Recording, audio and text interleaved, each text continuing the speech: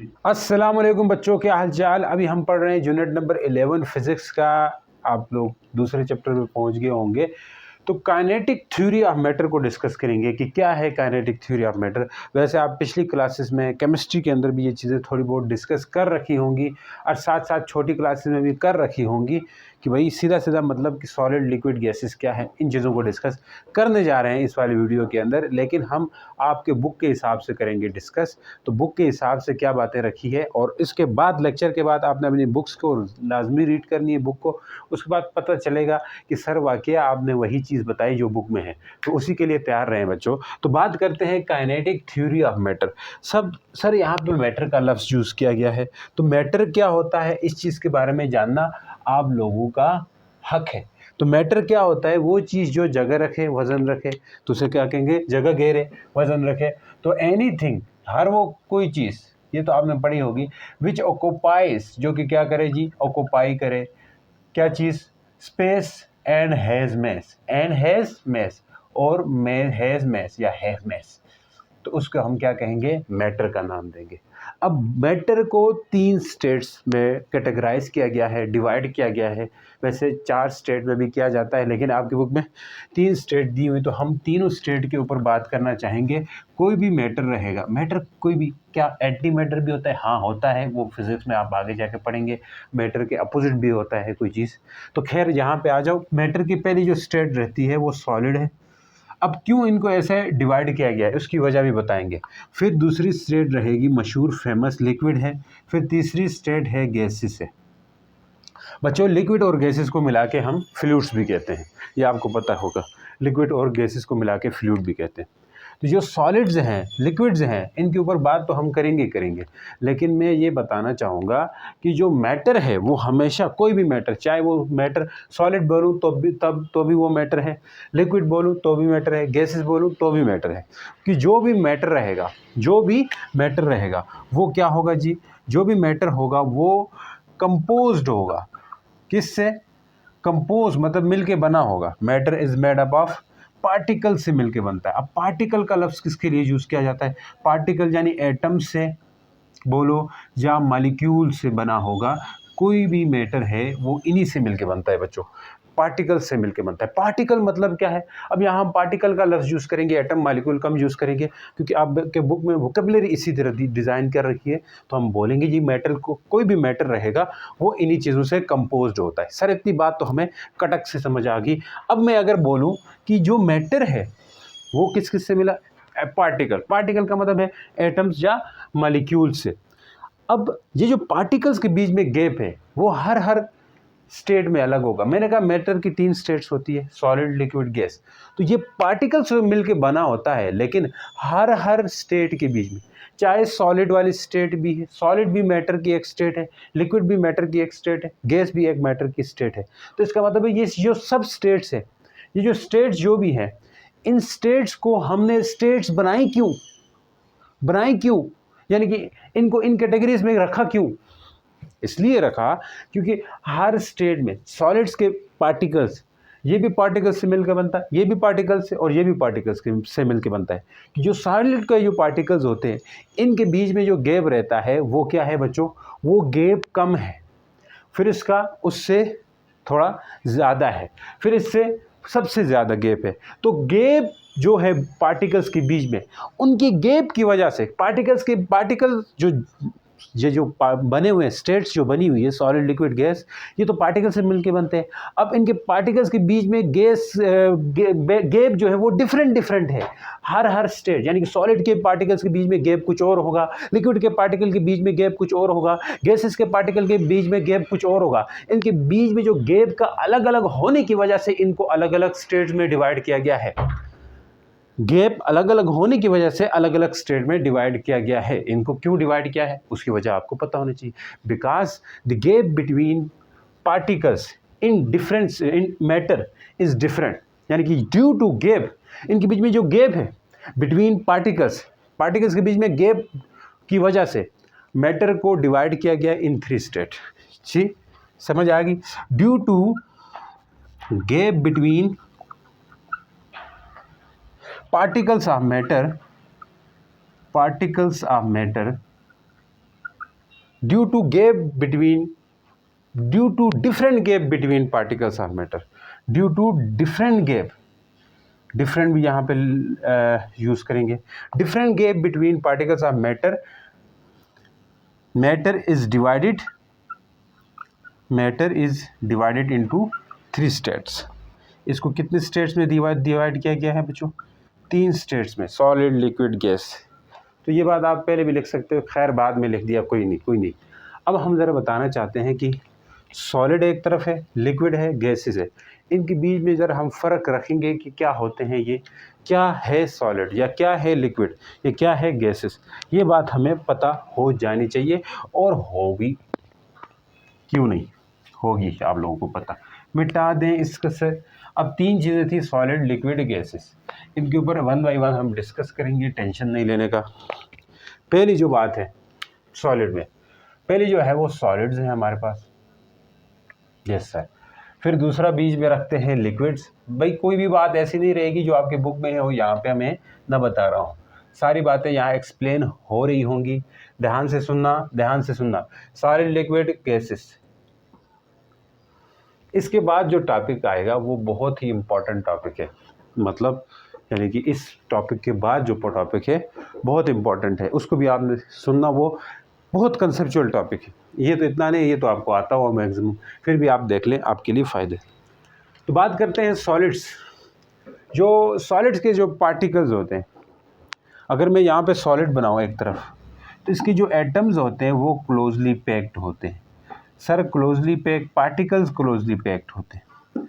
ये कोई सॉलिड मैं बना रहा हूँ, ये कोई क्या है, सॉलिड है, तो क्लोजली पैक, गैप बहुत कम दिखाई पड़ेगा आपको।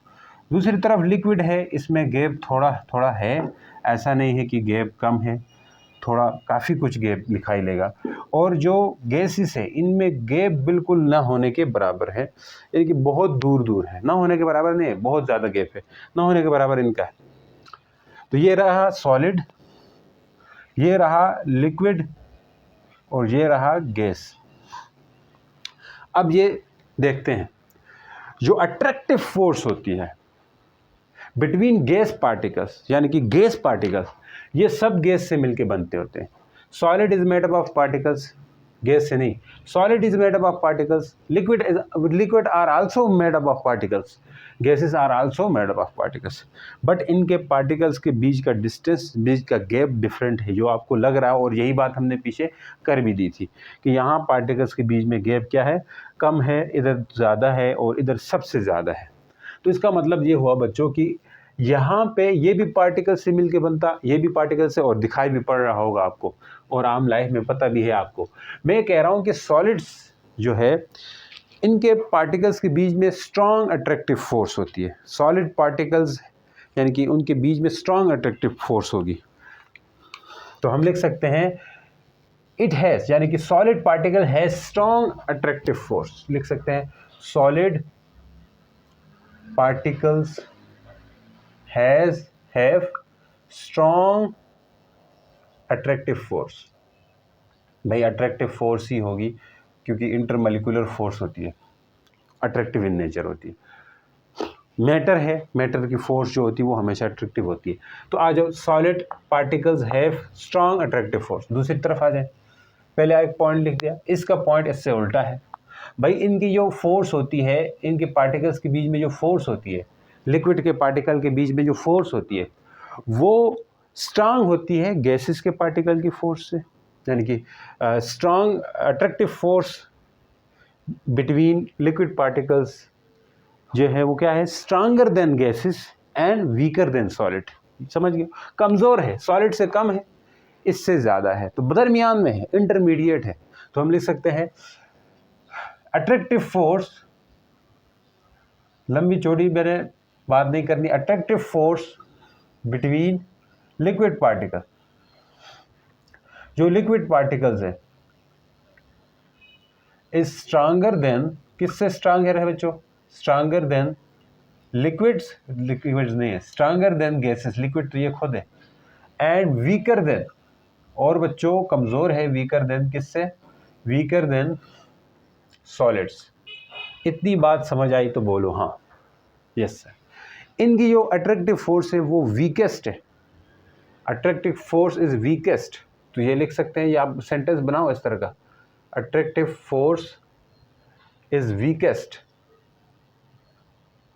सबसे कम है, सुपरलेटिव डिग्री यूज कर दिया, वीकर वीकेस्ट होगी। समझ गए हो, सेंटेंस समझ आ गए। तो ये फ़र्क, ये जो बता रहा हूँ ये अकॉर्डिंग टू योर बुक, आपकी बुक के मुताबिक बता रहा हूँ। नेक्स्ट आ जाओ बच्चों, हमने सॉलिड्स के ऊपर बात की, लिक्विड के ऊपर बात की, गैसेस के ऊपर बात की। अब सॉलिड के ऊपर और क्या बात कर सकते हैं सर आप?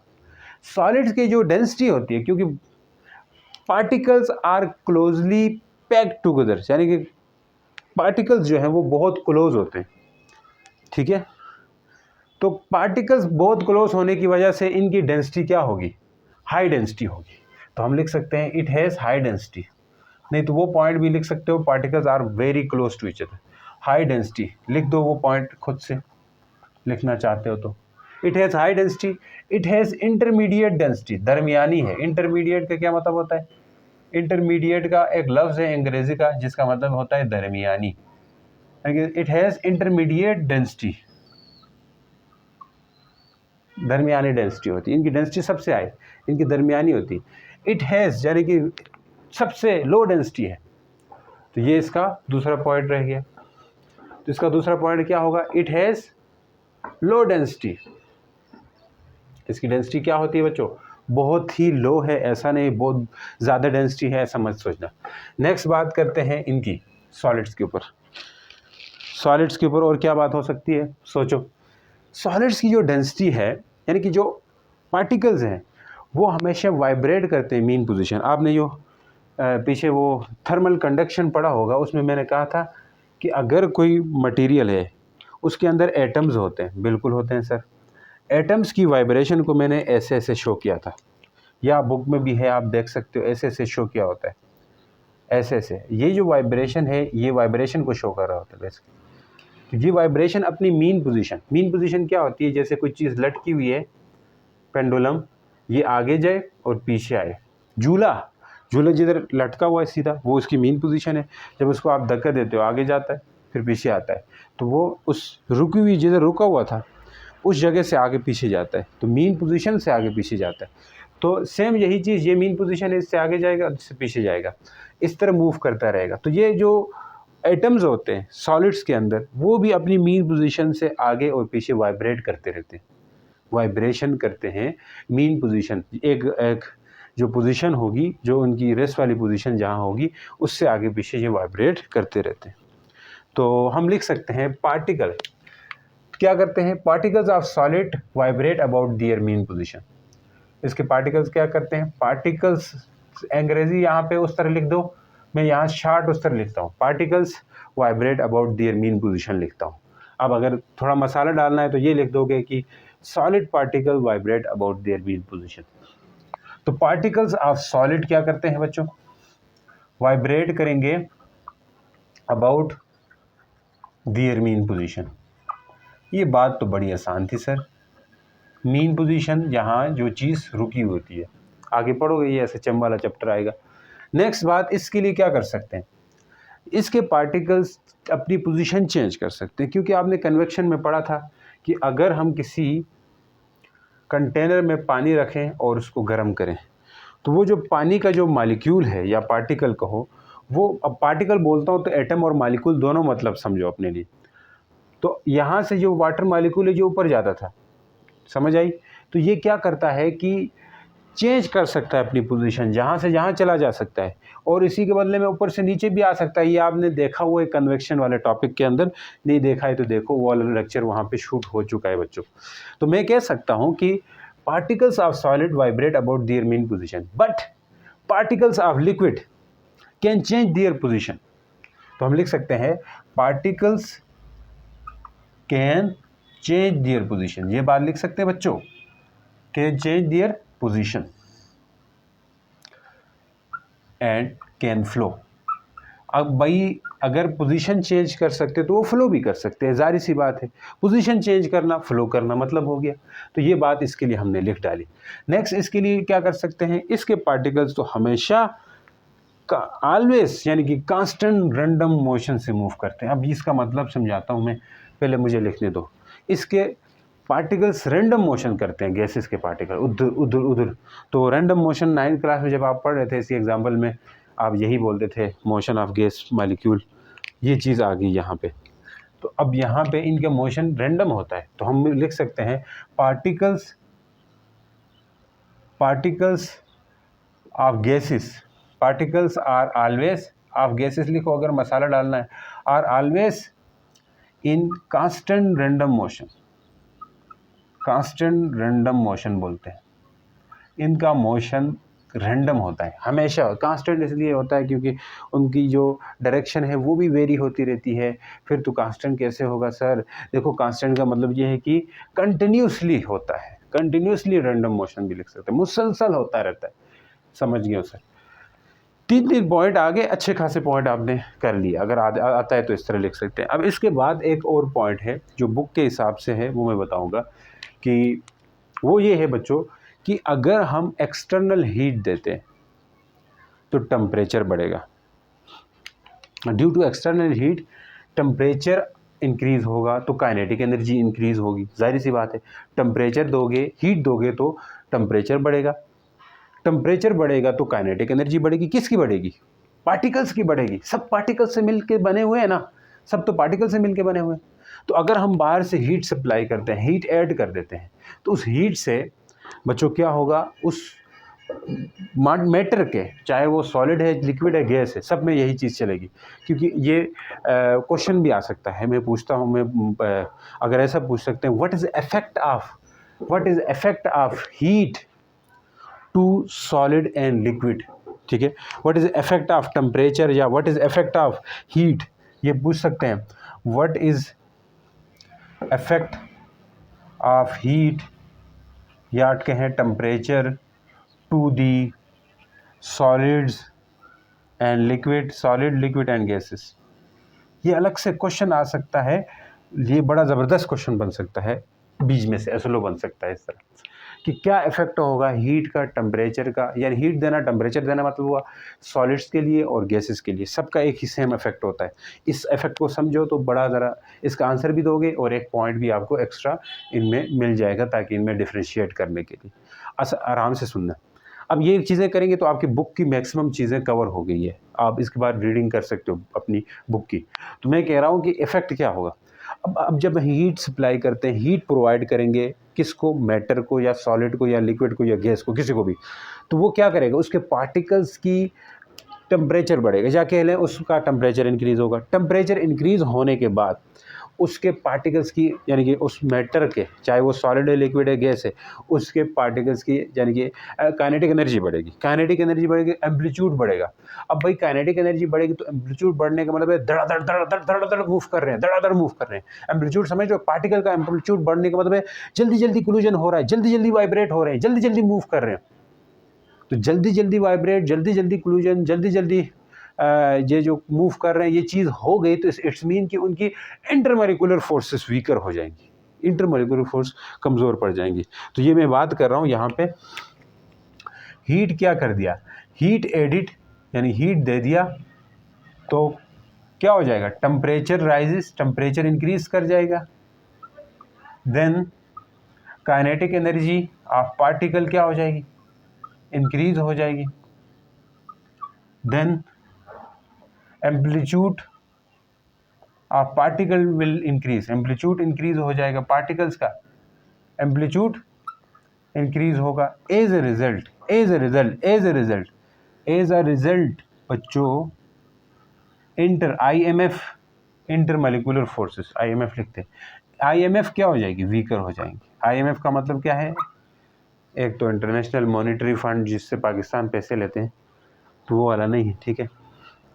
तो हमारे मुल्क की ये हालत हो चुकी है, पैसे तो लेने पड़ रहे हैं मुल्क चलाने के लिए, इसलिए हमारा फ़र्ज़ बनता है थोड़ी बहुत मेहनत करें, अपने हिस्से का काम करें मुल्क के लिए, तो मुल्क की इकॉनमी ठीक करें, ऐसे बन जाए ना।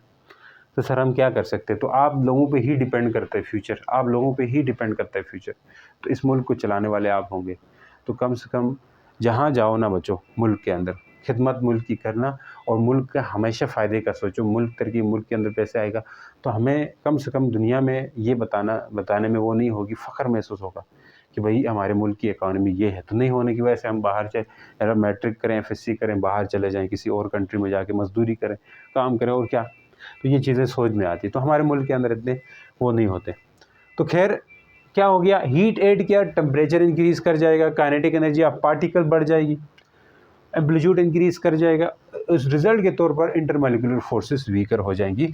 ये इस सवाल का जवाब भी है और ये सबके साथ ऐड भी कर सकते हो, क्योंकि effect of temperature on solid liquid gases ये होता है। तो उम्मीद करता हूँ ये लेक्चर आप लोगों को काफ़ी पसंद आया होगा। तो नहीं आया तो कोशिश करें, इंशाल्लाह आप लोगों को जो कमी रह गई वो बताओ ज़रा कमेंट करके। ये तो सर ये चीज़ें होनी चाहिए। तो मैं बताऊं, यहाँ एक्सरसाइज में ऐसा क्वेश्चन नहीं था इससे रिलेटेड, लेकिन फिर भी मैंने अंदर से क्वेश्चन बनाया और कैसे कैसे डिफ्रेंशिएट आसान करके चीज़ें बताई, ताकि आपको वो टॉपिक पूरा एक देख के डर लगता था कि यार ये काइनेटिक थ्योरी ऑफ मैटर कैसे करना है, वो आपको मिल गया उसका हिंट कि कैसे करना है। तो बस यही चीज़ें करो, आपकी बुक की सारी चीज़ें कवर हो रही है यहाँ पे। उसके बाद जो टॉपिक है उसको भी मैं ऐसे लेके चलूँगा कि सारी चीज़ें कवर हो जाएंगी, टेंशन वाली बात नहीं होगी, सब चीज़ें कवर हो रही होंगी लेक्चर के अंदर। और लेक्चर के बीच में हम क्वेश्चंस भी करेंगे, एमसीक्यूज़ करेंगे, तो उसके बाद आपको कोई डाउट रहेगा नहीं बच्चों। तो मिलते हैं जी नेक्स्ट लेक्चर के अंदर, तब तक के लिए गुड बाय, अल्लाह हाफिज़।